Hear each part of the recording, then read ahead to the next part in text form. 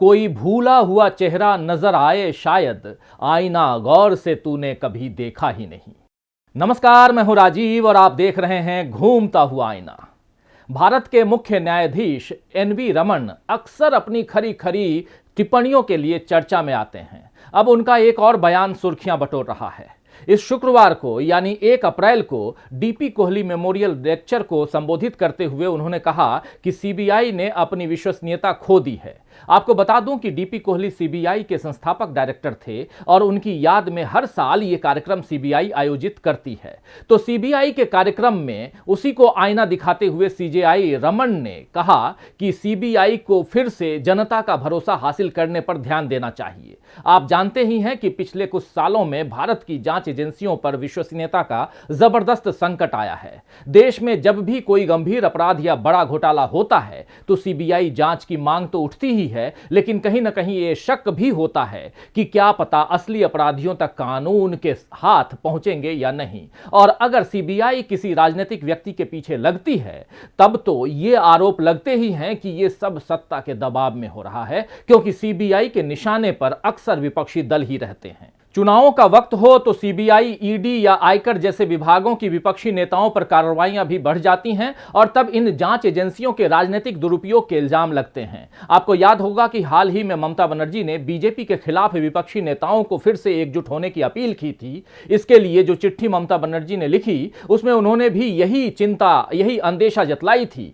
ममता बनर्जी ने लिखा था कि सभी विपक्षी दलों को एकजुट होकर केंद्रीय एजेंसियों के बेजा इस्तेमाल के बीजेपी के इरादे के खिलाफ खड़ा होना पड़ेगा। जैसे ही चुनाव नजदीक आते हैं, केंद्रीय एजेंसियों का इस्तेमाल विपक्ष को दबाने और डराने के लिए होता है। हमारी लोकतांत्रिक व्यवस्था में न्यायपालिका, मीडिया और जनता महत्वपूर्ण स्तंभ हैं। अगर इनमें से किसी भी हिस्से में व्यवधान आता है तो सिस्टम बैठ जाता है।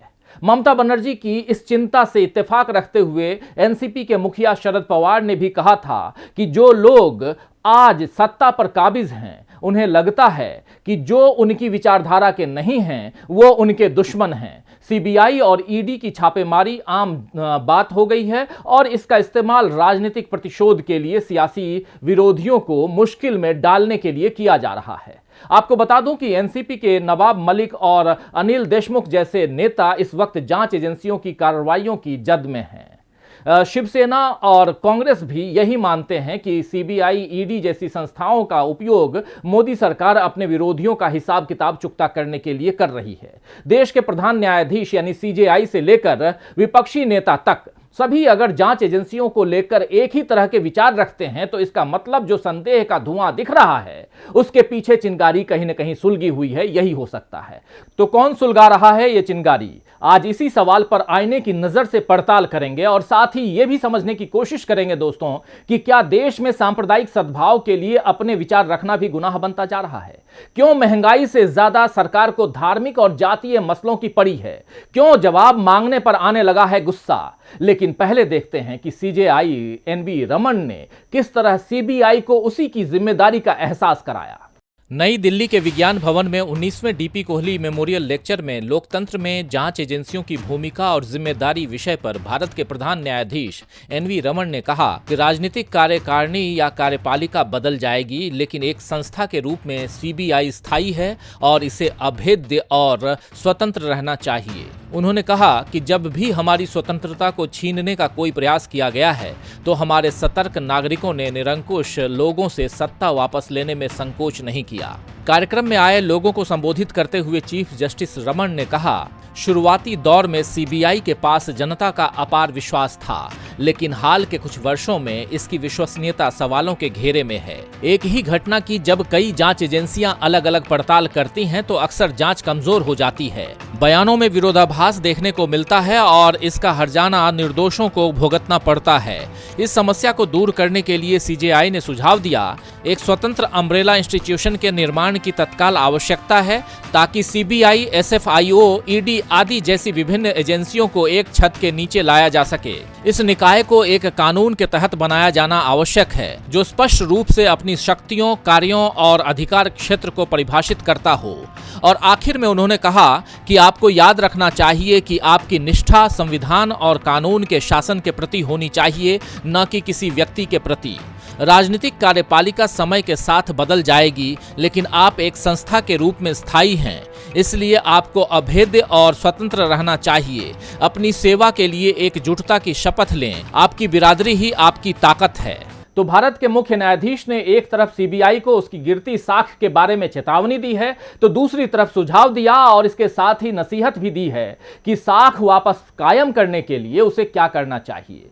उन्होंने पूरी साख गोई से समझा दिया है कि दिक्कत सीबीआई से नहीं है, बल्कि उसके भरोसे में सत्ता की राजनीति के कारण जो छेद हो रहा है उससे है, और इस भरोसे को वापस पाने के लिए सीबीआई को ही उस छेद को बंद करना होगा, भरना होगा। आप देख ही रहे हैं कि अब तक विपक्षी दल सीबीआई की कार्यप्रणाली पर सवाल उठाते थे तो उल्टा उन पर इल्जाम मढ़ दिया जाता था कि वो जब सत्ता में थे तब उन्होंने भी इसी तरह इस संस्था का दुरुपयोग किया था, यानी अपने गलत काम को जायज ठहराने के लिए दूसरे के गलत काम की याद दिलाई जाती है। लेकिन दो गलत मिलकर सही नहीं बन सकते, बल्कि ज्यादा बड़ा गलत बन जाएंगे। सीजेआई रमन ने केवल सीबीआई की कमजोरी नहीं गिनाई दोस्तों, बल्कि भारतीय समाज के लिए लोकतंत्र का महत्व भी समझा दिया और यह भी बता दिया कि जब कोई सरकारें निरंकुश हुई हैं तो जनता ने सत्ता वापस ले ली है। अब इससे अधिक खुलकर कोई और क्या कह सकता है। मगर सवाल यह है कि क्या इस वक्त सत्ता पर काबिज बीजेपी सीजेआई की यानी सीजेआई एनवी रमन की बातों को सुनने या समझने के लिए तैयार है? क्योंकि उन्होंने जो भी बातें कही हैं आज के हालात को देखते हुए कही हैं, और आज सत्ता पर बीजेपी ही काबिज है। बीजेपी पर उसके विरोधी तो जांच एजेंसियों का इस्तेमाल करने के आरोप लगाते ही हैं। अब ऐसा लग रहा है कि इस्तेमाल का यह दायरा बढ़कर मीडिया तक जा पहुंचा है। बीजेपी अब पत्रकारों को भी अपने इशारे पर नचाना चाहती है। मोदी सरकार के आने के साथ ही देश में बहुत से नए शब्द और जुमले चलन में आ गए। अच्छे दिन, 56 इंच का सीना, घर में घुसकर मारना, देश की खातिर और गोदी मीडिया जैसे शब्द आम जुबान पर चढ़ गए। इनमें से किसी को बोलते ही समझ में आ जाता है कि किस संदर्भ में और किसके लिए बात हो रही है।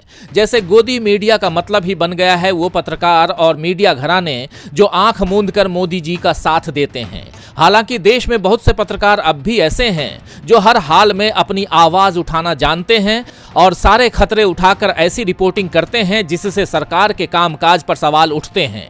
मगर सरकार ऐसे पत्रकारों के दमन में लगी है।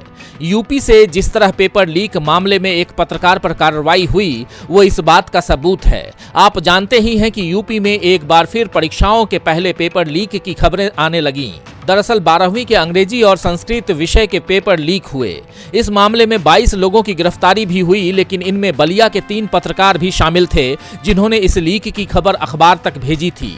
गिरफ्तार पत्रकारों में से एक दिग्विजय सिंह ने बताया कि वो बलिया जिले के नगरा से अमर उजाला के लिए लिखते हैं और भारतीय राष्ट्रीय पत्रकार संघ के मंडल अध्यक्ष भी हैं। उन्हें मंगलवार को अपने सूत्रों से हाई स्कूल की संस्कृत परीक्षा का हल किया हुआ प्रश्न पत्र मिला, जिसकी खबर उन्होंने अपने संस्थान को भेजी। ये खबर प्रकाशित भी हुई। अगले दिन बुधवार को अखबार ने इंटरमीडिएट अंग्रेजी के प्रश्न पत्र लीक होने की खबर छापी। दिग्विजय सिंह का कहना है कि उन्होंने अपने पत्रकारीय दायित्व का पालन किया, लेकिन उन्हें और उनके साथी पत्रकार अजित कुमार ओझा को गिरफ्तार कर लिया गया। अजित ओझा और दिग्विजय सिंह दोनों ने पुलिस प्रशासन पर यह इल्जाम भी लगाया कि उन्हें घंटों प्रताड़ित किया गया, जबकि वे प्रशासन से पेपर लीक के बारे में जवाब चाह रहे थे। बलिया कोतवाली में उन्हें घंटों बिठाकर रखा गया। यहाँ के कोतवाल का कहना है कि उन्होंने एसपी के निर्देश पर कार्रवाई की, जबकि एसपी इसे शासन का निर्देश बता रहे हैं। तो पुलिस ने एफआईआर में लिखा है कि पेपर लीक की सूचना वायरल होते ही परीक्षा केंद्रों पर विद्यार्थियों द्वारा हंगामा एवं नारेबाजी प्रारंभ कर दी गई, जिससे कानून व्यवस्था बिगड़ने की संभावना हो गई। परीक्षा बाधित हुई। मतलब पुलिस को छात्रों का हंगामा तो नजर आया, लेकिन पेपर कैसे और क्यों लीक हो रहा है इस पर चिंता नहीं दिख रही। वैसे पीड़ित पत्रकारों का यह भी कहना है कि उन पर सूत्रों का खुलासा करने का दबाव बनाया जा रहा था, जबकि प्रेस काउंसिल एक्ट 1978 में सोर्स यानी सूत्र उजागर न करने का विशेषाधिकार दिया गया है, जिसे अदालतों ने भी माना है। एक पत्रकार तरह तरह से खबरें एकत्र करता है और इसमें उसके सूत्र मददगार होते हैं, इसीलिए सूत्रों को उजागर करने का दबाव किसी पत्रकार पर बनाना अनैतिक है। बहुत सी अदालतों ने इसे पत्रकारों का विशेषाधिकार माना है, लेकिन बीजेपी राज में नैतिकता से जुड़े ऐसे कायदे शायद नहीं चलते। बीजेपी को केवल उसकी तारीफ के कसीदे गढ़ने वाले और दंडवत होने वाले पत्रकार ही शायद सुहाते हैं। बीजेपी का पक्ष लेने वाले पत्रकार पहले भी होते थे, लेकिन अभी जिस तरह भक्ति दिखाई जाती है वो देश में पहले कभी नहीं देखी गई। इस अंधभक्ति का एक बड़ा नुकसान यह भी है कि अब सही सलाह देने वाले और देश के हालात पर चिंता करने वालों को देश विरोधी मानने का चलन बन गया है, जैसा अभी किरण मजूमदार शाह के साथ हुआ। कर्नाटक में एक अरसे से सांप्रदायिक तनाव की अलग अलग घटनाएं हो रही हैं। पहले हिजाब पहनने को लेकर जबरन विवाद खड़ा किया गया, जो अब अदालत तक पहुंच चुका है, लेकिन इसमें हिजाब पहनने वाली लड़कियों का भविष्य दांव पर लग गया है। ये विवाद अभी राजनीति में गर्म ही है कि अब हलाल मीट को लेकर नया बखेड़ा खड़ा करने की कोशिश हो गई है। भाजपा के राष्ट्रीय महासचिव सीटी रवि कुमार ने हाल ही में एक विवादित बात कही है कि हलाल एक आर्थिक जिहाद है। इसका मतलब है कि इसे जिहाद की तरह इस्तेमाल किया जाता है ताकि मुसलमान दूसरों के साथ व्यापार नहीं कर सकें। इसके अलावा वार्षिक हिंदू मेले के दौरान गैर हिंदू कारोबारियों और विक्रेताओं को मंदिर के आसपास कारोबार करने की अनुमति न देने का मसला भी उठा। एक के बाद एक ऐसी घटनाएं कर्नाटक में हो रही हैं जो यहां के सांप्रदायिक सद्भाव को बिगाड़ सकती हैं।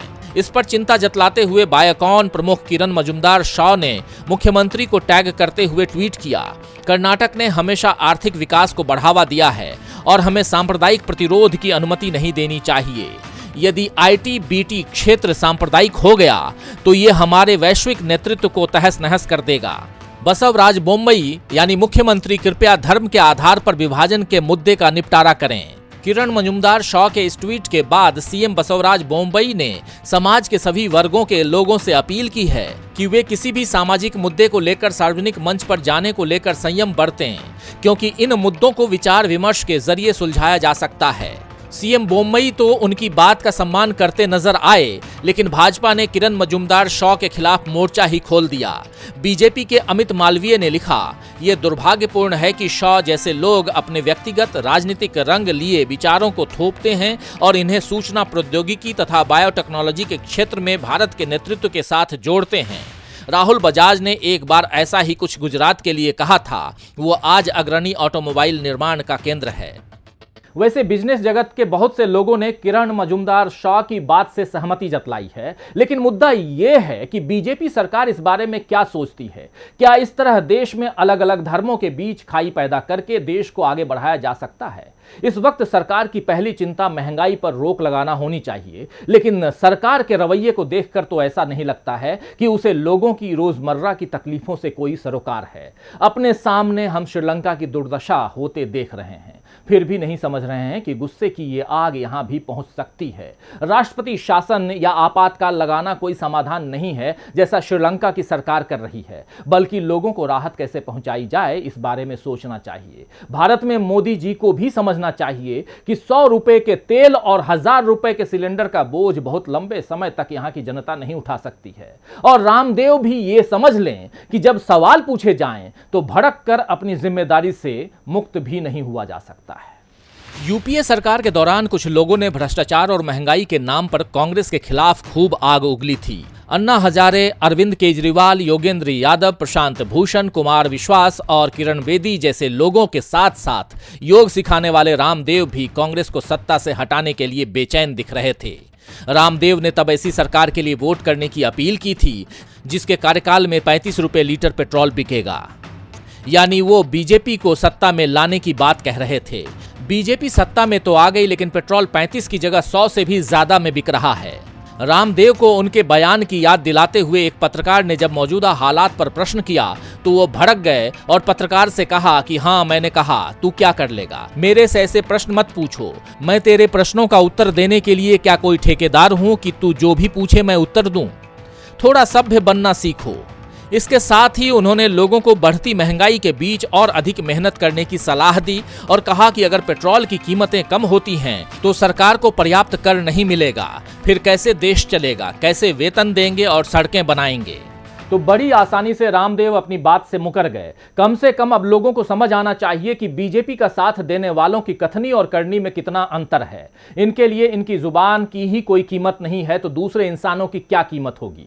वैसे जिस तरह से रामदेव ने पत्रकार को धमकाया वो भी गलत है, और इतना अपमान सहने के बाद भी पत्रकार बिरादरी चुप रहे तो मान लेना चाहिए कि देश में अभी बीजेपी के ही अच्छे दिन चल रहे हैं। जहां बीजेपी के खिलाफ उठने वाली हर आवाज को दबा दिया जाता है। महंगाई आम लोगों के लिए चिंता का विषय है, लेकिन अदानी और अंबानी की संपत्ति बढ़ती ही जा रही है। ब्लूमबर्ग बिलियनियर इंडेक्स के मुताबिक गौतम अदानी की संपत्ति 100 अरब के पार जा चुकी है और अब वो एलन मस्क और जेफ बेजोस के साथ सेंटी बिलियनियर क्लब में शामिल हो चुके हैं। इस क्लब में केवल 9 लोग शामिल हैं और उनमें से गौतम अदानी एक हैं, जबकि मुकेश अंबानी अभी महज 99 अरब डॉलर तक पहुंचे हैं। लेकिन उन्हें भी इस मुकाम तक पहुंचने में देर नहीं लगेगी। मोदी सरकार की सारी मेहनत आखिर इन्हीं लोगों के जरिए न्यू इंडिया बनाने में लग रही है। बाकी देश की आम जनता का क्या है? वो तो 5 किलो मुफ्त अनाज लेकर ही खुश है। खैर, शायर इबरत मछली शहरी ने ठीक ही फरमाया है कि अपनी गुर्बत की कहानी हम सुनाएं किस तरह, अपनी गुर्बत की कहानी हम सुनाएं किस तरह, रात फिर बच्चा हमारा रोते रोते सो गया। तो आज के लिए बस इतना ही। फिर मिलेंगे खबरों के नए आईने के साथ। तब तक देखते रहिए डीबी लाइव। नमस्कार।